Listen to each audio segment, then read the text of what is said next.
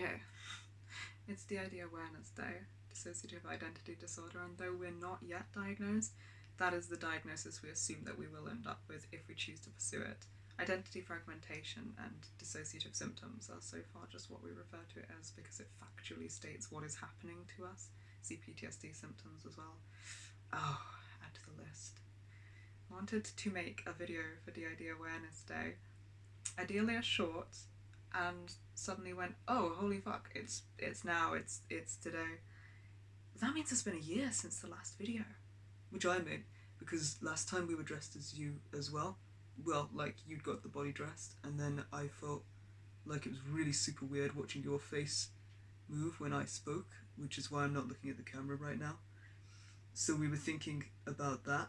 And we had like two of us at least thinking about these things, and then different parts of me wondering like, what?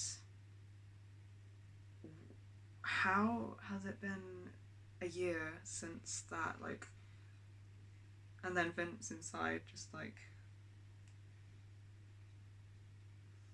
the time, losing time, blanking time, and dissociative amnesia, because I was like 6 months maybe at a push. It feels more like it could have been like a few months, but like a year. I had to go back and check for Connor's video to see the date, to actually see that it matched up and that it was actually a year ago, which it is. But then also it feels like it's been lifetimes since that video, and like I've had several of them, and like there's no way that was a year ago, and it's like this colliding of different parts of me having experienced different parts of our lives as separate people and blanked in and out of our life. And then remembering from like all parts of those at once. So I'm sat there dissociating for like a good half hour, loosely in the back of part of my mind being like, it's going to be the 6th before I actually move from the spot to be able to do anything about this. And that's fine. And sort of thinking like, okay, what would we want to do about it? And then also grounding and breathing, because like, let's not panic about any kind of time urgency, which can be a really big trigger for PTSD. See PTSD? I don't know if it could be a trigger for PTSD as well. I don't know what it's like to not have CPTSD. And then I was like, well, I want to talk, because I think it's important to put awareness of it out there, and I care about that. But it really weirds me out to speak if I'm like going to see your face moving when I speak, which is why I'm not looking at the camera, because it's so weird. And then I get hit with like a bunch of dissociation. It's really weird. But if we get changed, then you get anxiety and other defenses triggered, because if I don't look quote unquote pretty enough, then we don't feel safe. So there's like this whole compromise thing that is hard enough to plan our days around anyway, and try not to trigger each other with what we both need being so different from what the other person needs, and trying to find some way to fit it all in between for all of us. But then trying to make that as a snap decision and keep it low key and chill, so that none of us go like, oh, there's a lot of pressure on this in the first place. Meanwhile, I've just about accepted that it has actually been a year, and I'm like, holy fuck, what the fuck?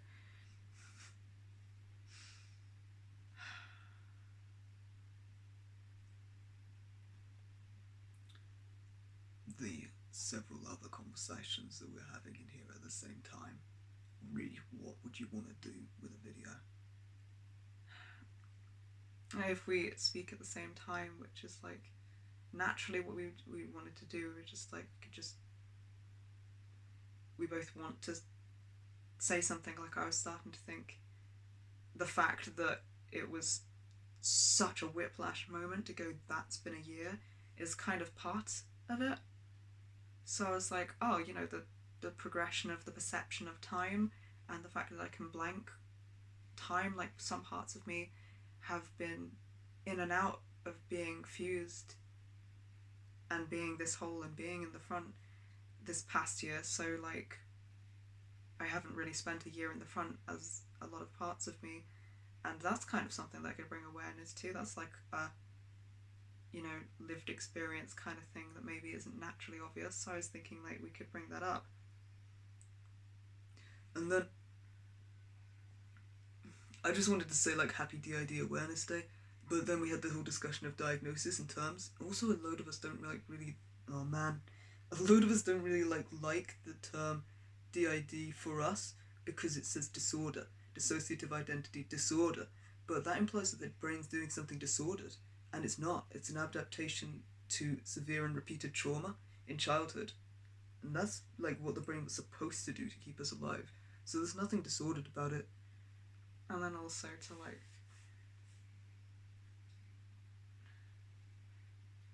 I like better using the terminology we use now, and if we do choose to pursue a diagnosis, we could include that we are diagnosed with that later at some point.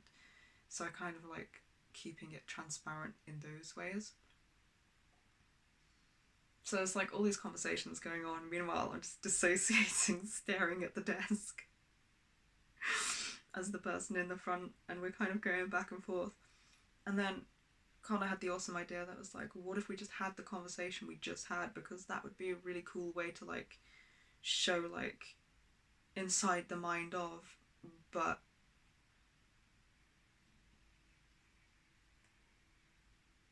yeah, exactly, right?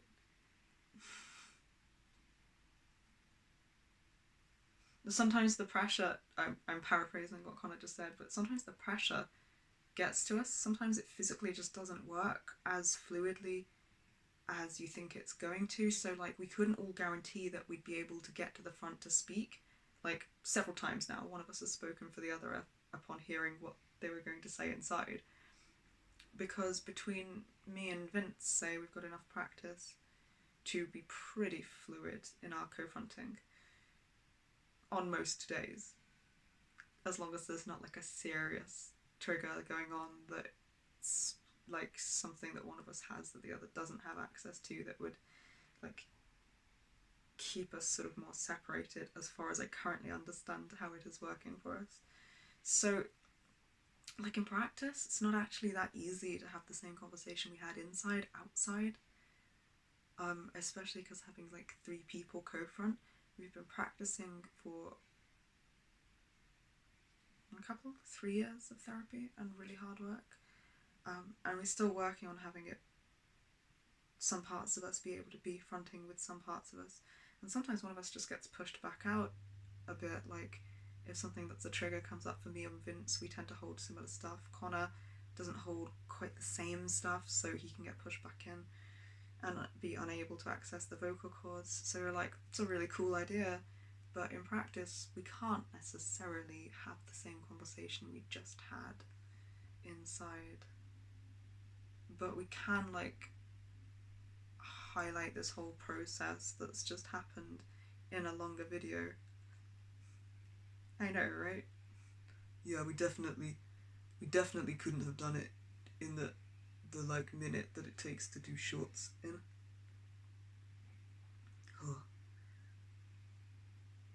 And then the conversation about whether or not you felt performative. Oh god, I know, right? That's such a bit. Because my natural impulse was like, yeah, cool, let's have this conversation that we just had. This is really uncomfortable. Can't tell if you're gonna say sorry or suffer. I want you to look me in the eyes and take a wild fucking guess. And then I started getting like, I think they're inner critic, shame-based thoughts, or defensive, protective ones. Like maybe it comes under endangerment fantasies.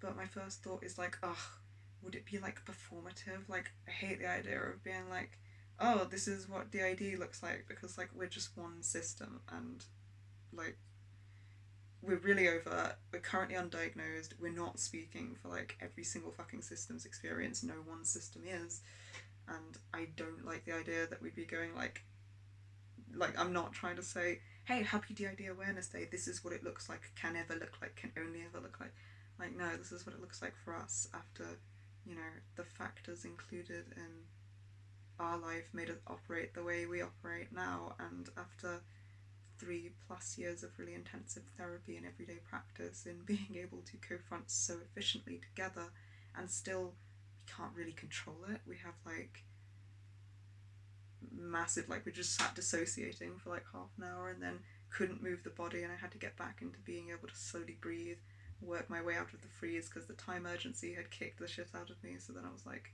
now I can't move, and I had to work back out of that to be able to move again. And meanwhile I'm like frozen going, but is this safe? And the parts of me being like, does it look performative, and does that put us in danger?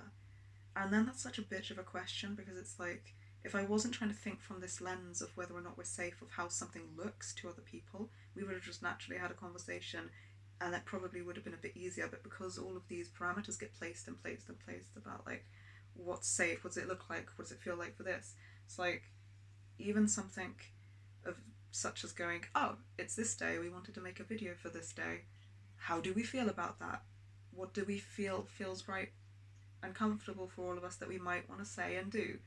It's kind of what ends up happening. It's just like, oh my god, immediately, and freeze, and okay. Breathe, work our way out of that, work through conversations, have many different parts of me having conversations within myself, and then talking to Vince and Connor about what they feel, about what works for all of us. Fighting like loads and loads of different defenses and stuff. Like, I got mad anxiety now just because I saw my face, and like it's not on my face because it's your face right now, but the fact that your face moves while I'm talking, that bothers me. But also, it's like kind of hard to front at the minute because of everything being dealt with, being stuff that you guys tend to hold more of. So like it's kind of freaky being in the front right now anyway. For what it's worth though, I think this was great. Not like to experience. It's kind of a lot to experience. Because I've still got like loads and loads of anxiety going on in my head about like what it could look like, or what it could seem like, and how people might react to us because of how people have reacted to us before. But I'm just kind of trying to block all that out and stay in my body and do whatever makes it feel right. And you're doing fucking amazing with it. Like, holy shit, this is a lot. This is a lot to deal with and experience. And you're doing absolutely the right thing, and it's really fucking hard. And it's hard for me too. It's difficult for all of us. And after like a lifetime of being pulled out of our body to focus on how other people perceive us and are going to respond for our safety, it's a long way to work backwards from. Just to be able to work out how we naturally are, and just unreservedly be able to be that. So you're doing fucking amazing. This wasn't so far off, actually.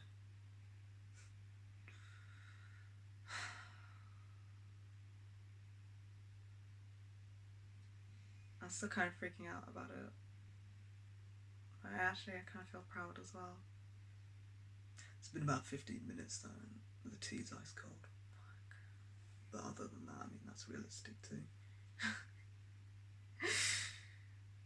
It's so wild, man. It's like,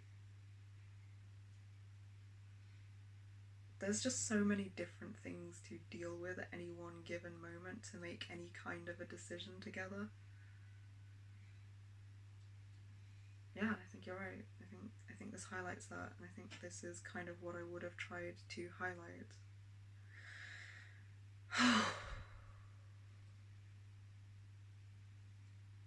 I'm a bit spacey now, and I have like a massive headache.